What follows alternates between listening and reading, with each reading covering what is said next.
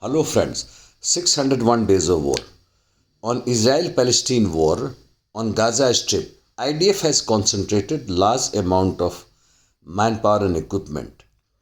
Palestinians are continuing shelling on IDF positions and still trying incursions on various fronts.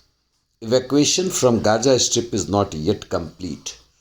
Israelis are continuously striking Aleppo airfield in Syria. The Lebanese Hezbollah is deep into the war. As it can be seen, they have been using ATGMs, destroying many Israeli tanks. In the meantime, Iranian IRGC commander held meeting in Syria with Iraqi paramilitary forces. The war escalation is likely in case Israelis continue bombing Gaza Strip or starts ground offensive. From the Russia-Ukraine war in south on Kherson front, amount of shelling and attacks on Russian positions have increased from the Ukrainian side. Ukrainians have also started using increasingly air power but also lost two Sukhoi 25s in this direction and another MiG-29 over Dnepropetrovsk space. More Ukrainian troops landed on left bank of Dnieper River and attacked Russian positions at Kozak camps, Krinky and Elyoshkin Islands. On Zaporizhia fronts towards Urikho, low-intensity fight is continuing towards Rabitino, Novoprokopovka and Verbove direction. However, towards Verbove, high-intensity attacks, including armored vehicles, were done by the Ukrainians, but without much gains. They had used 6 companies. However, ISW reports that Russian army carried out counterattacks on the close heels of Ukrainians' attack and gained some territory in northwest of Verbove. Prayutne and Kopani, no major or significant changes. However, it must be reminded that Robotyne by and large remains a grey zone. Rimivki salient, no significant changes, while skirmishes taking place towards Prayutne, Novomyorsky and even towards Eurozone.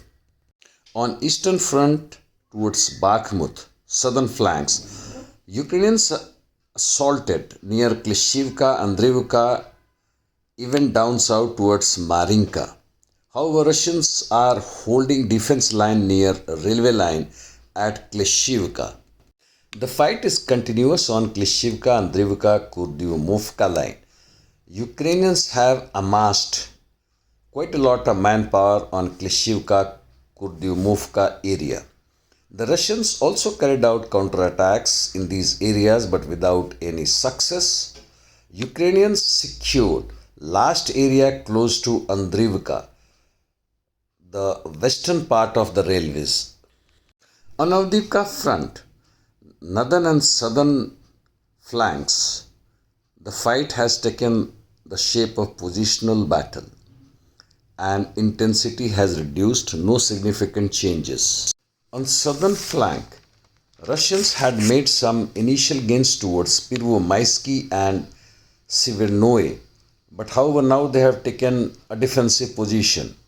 In northwest, advance has almost stopped. Coming to north on Kupiansk front, Russian army is advancing gradually in slow fashion towards Synkivka. Ukrainians are gathering forces here from surrounding areas including tanks, which can be seen being used already against Russian army in Kupiansk direction opposite Oskil River, and also they have been seen towards Dvoriknaya where there is no fight at this moment. In southeast of Kupiansk, the Ukrainians are bringing more reinforcements towards Novosinova, Petropavlovka, Peshkani. Russians have also made some gains in northeast of Kupiansk. On Svatove front, some more tactical success for the Russians in western part of it.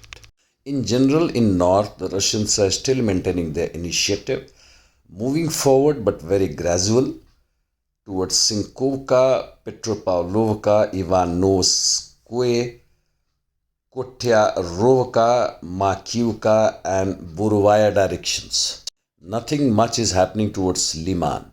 On interdiction missions, Russians have struck Ukrainian targets in rear towards Dnepropetrovsk airfield, Myrhorod, Poltava, Kirovograd regions, Odisha, Nikolaev, Voznesensk.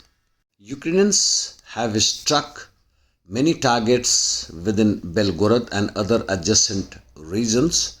While using artillery, they also hit Russian army in forest plantation near Verbove and caused some losses to Russian army who had to withdraw. One calculation worthy having a look. After 600 days of war, Russian Federation controls close to 13.9% of Ukraine, which includes DPR 57.7% of Donetsk and LPR 98.5% of Luhansk. The war in south, especially towards Zaporizhia direction, the counter-offensive, which has crossed more than 100 days by the Ukrainians, have come to a standstill. While the war attrition had been pretty high for the Ukrainians and even for the Russians in Andriivka, the situation is now again moving towards stagnation, especially after the Russians incurred heavy losses. In north, as I briefed, the Russians are moving forward slow but positively, and maybe the final outcome will look during thick of the winter. Surprising, isn't it? There is a trend that shows that in last few weeks, the Ukrainian shelling in Russian territory has increased drastically. However, there is significant increase in Ukrainian shelling towards Kherson. It is almost 600 shells per day on the left bank of Dnieper River. Putin has arrived in China to have a talk with Xi, while American President Biden plans to visit Israel. Of course, war is going on and war industry must flourish here too.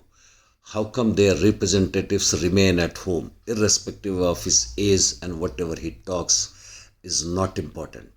Indian political situation is heating up as the 5 state elections are nearing or provinces are closing in, and there will be huge massive propaganda from each side, the ruling alliance as well as the opposition, where lies, treacheries, photoshops, everything will be heaved upon the masses who at this moment are highly divided. For example, in caste, subcaste, sub-subcastes, and of course religions, reasons, and their beliefs, faiths, minorities, gender, personality cults, and everything that is possible in the hands of the bourgeois class brings forth to destroy the unity of the working people. And that's all from my side, friends. Thank you.